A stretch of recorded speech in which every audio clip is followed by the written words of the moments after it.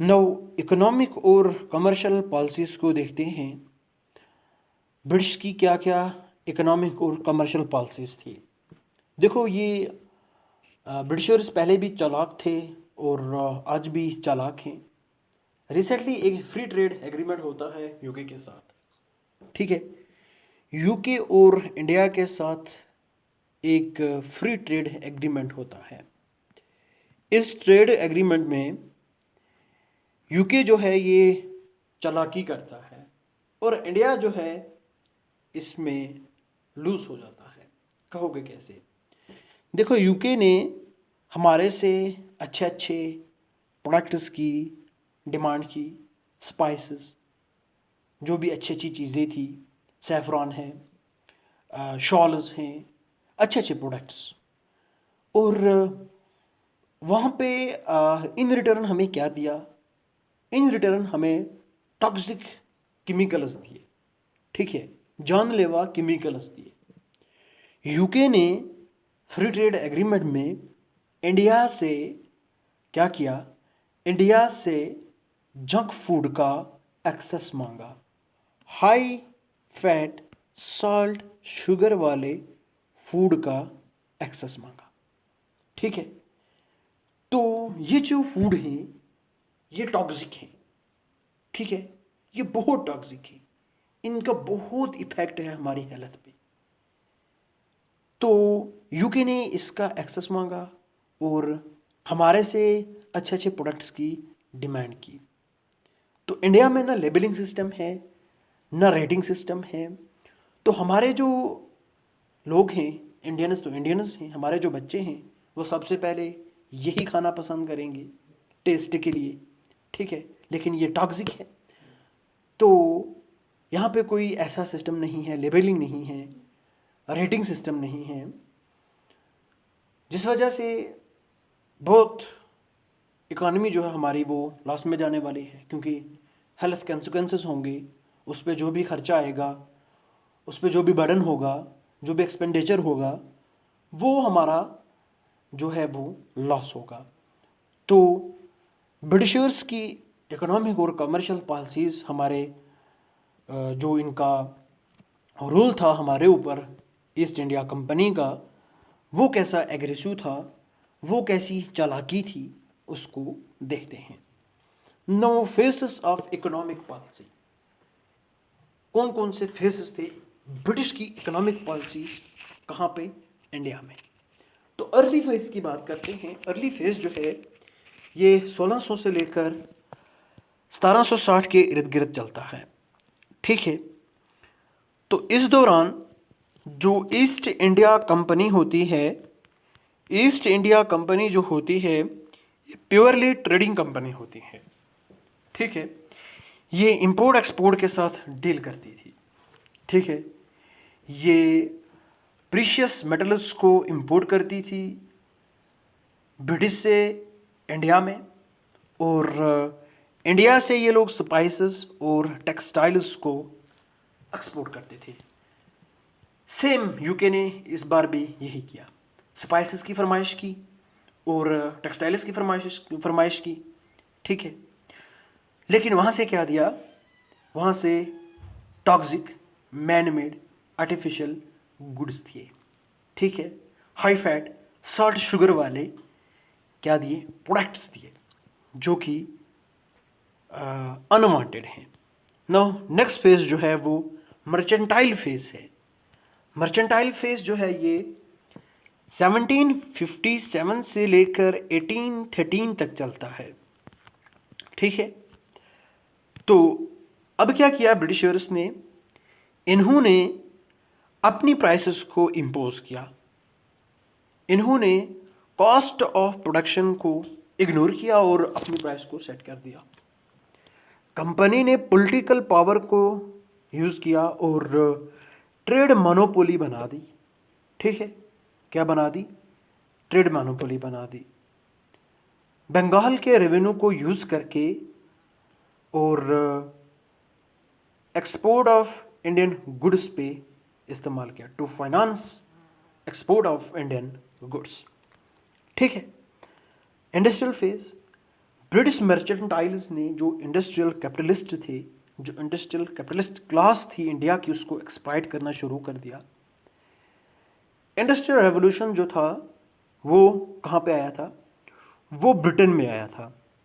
तो industrial revolution की वजह से जो ब्रिटिश की इकोनॉमी थी वो कंप्लीटली ट्रांसफ़र हो गई। ठीक है, जो ब्रिटिश की इकोनॉमी थी वो कंप्लीटली ट्रांसफ़र हो गई। चार्टर एक्ट ऑफ 1813 जो था, इसने क्या किया?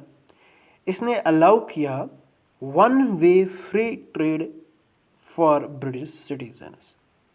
किस लिए? One way free trade for British citizens. देखो क्या हुआ, इन्होंने क्या किया, ये ब्रिटिश है, ठीक है, ये इंडिया है, इन्होंने यहाँ से गुड्स ली और ब्रिटेन में ले गए। इस पे क्या किया? टैरिफ लगा दिया। जब टैरिफ लगाया तो इंडियन गुड्स जो ब्रिटिश में गई ये महंगी हो गई, और लोगों ने क्या किया, इन्होंने ब्रिटिश की अपनी जो भी चीज़ें थी उनको लेना ही पसंद किया, क्योंकि वो सस्ती थी और मशीन मेड थी। इन रिटर्न इन्होंने इंडिया में क्या किया, इन्होंने ट्रेड को फ्री छोड़ दिया, कोई टैरिफ नहीं। जो भी ब्रिटिश की man made machine made goods थी वो चीप थी, ठीक है, सस्ती थी, वो इंडिया में ला के डाल दी। तो इंडियंस क्या करेंगे? हैंडमेड गुड्स जो हैं वो महंगी थी। इंडियन मार्केट जो है उसमें ब्रिटिशर्स की जो गुड्स हैं वो सैलाब की तरह फैल गई, ठीक है, मूत की तरह मिलने लगी। तो लोगों ने उन्हीं सस्ती गुड्स का यूज़ करना स्टार्ट कर दिया। तो जो इंडियन हैंडीक्राफ्ट इंडस्ट्री थी वो कोलैप्स हो गई, ठीक है। तो क्या हुआ, इंडियन मार्केट में चीप गुड्स आ गई, मशीन मेड इंपोर्टेड गुड्स आ गई। कहाँ से? ब्रिटिश से, ब्रिटेन से। तो इंडियंस को क्या हुआ, इनको अब फॉरेन मार्केट भी चला गया। ऑब्वियसली जब टैरिफ लगा दिया तो फॉरेन मार्केट इसी से चला गया, और इंडियन मार्केट भी चला गया, क्योंकि इंडियन मार्केट में सस्ती चीज़ें, मशीन मेड चीज़ें ब्रिटिश से आई तो वो सस्ती थी।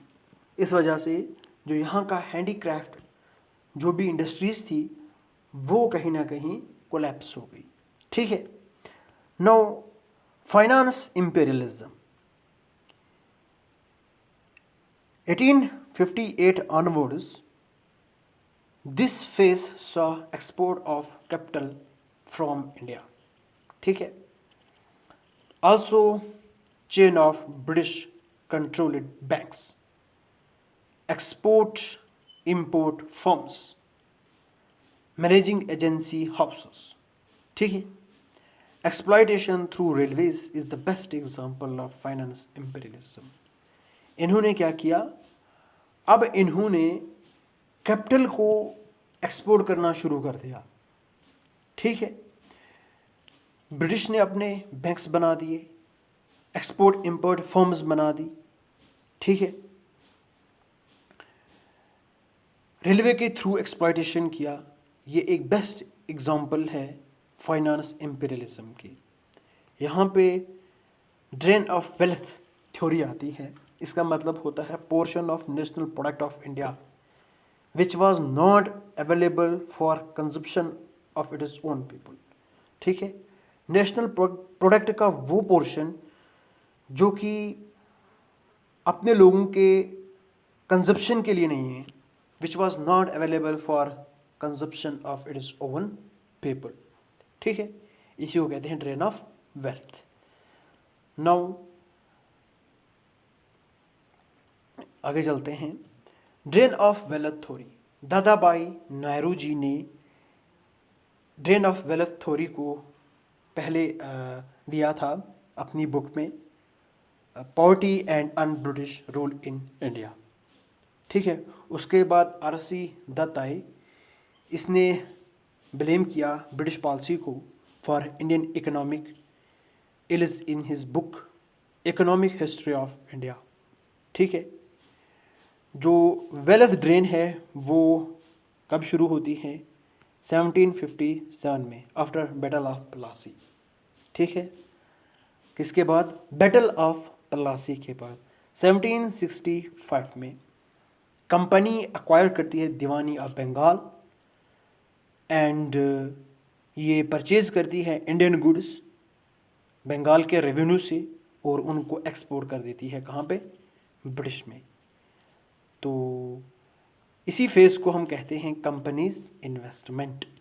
ठीक है, नाउ लैंड रेवेन्यू सिस्टम की बात करते हैं। सबसे पहले यहाँ पे आता है परमानेंट सेटलमेंट। इंट्रोड्यूस होता है पहले बंगाल, बिहार और उड़ीसा में। इसके साथ साथ district of Banaras and north eastern districts of Madras. तो कौन इंट्रोड्यूस करता है? लॉर्ड कॉर्नवालिस इन 1793 में। ठीक है, now John Shore planned this settlement. ठीक है, इसने डिक्लेयर किया जिम्मेदार्स are the owners of the land. ठीक है, hence they could keep 1/11th of their revenue collected to themselves. कितना? 1/11th revenue collected to themselves.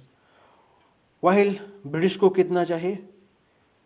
10/11th। ठीक है, एक हिस्सा किसको है? जिम्मेदार्स को, जो ये रेवेन्यू कलेक्ट करेंगे। ठीक है, जिम्मेदार्स were free to fix the rate. जिम्मेदार्स फ्री थे रेट को फिक्स करने के लिए। नाउ रयतवारी सेटलमेंट, इसको इंट्रोड्यूस किया जाता है कहाँ पे? मुंबई, मद्रास और असम में। मुनरो एंड चार्ल्स रीड ये रिकमेंड करते हैं किसको? रयतवारी सिस्टम को। इस सिस्टम में क्या है? डायरेक्ट सेटलमेंट होता है बिटवीन गवर्नमेंट एंड कल्टीवेटर्स।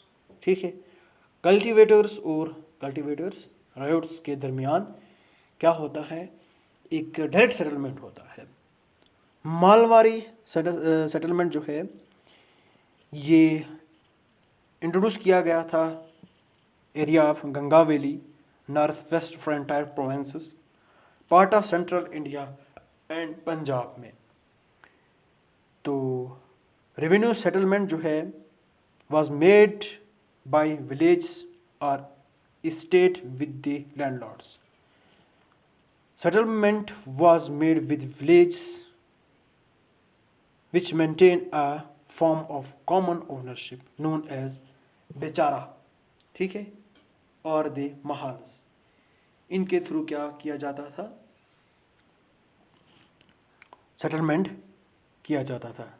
ठीक है, आई होप आपको ये वीडियो पसंद आई होगी। प्लीज़ वीडियो को लाइक करना और चैनल को सब्सक्राइब करना। Thank you and bye bye, have a nice day.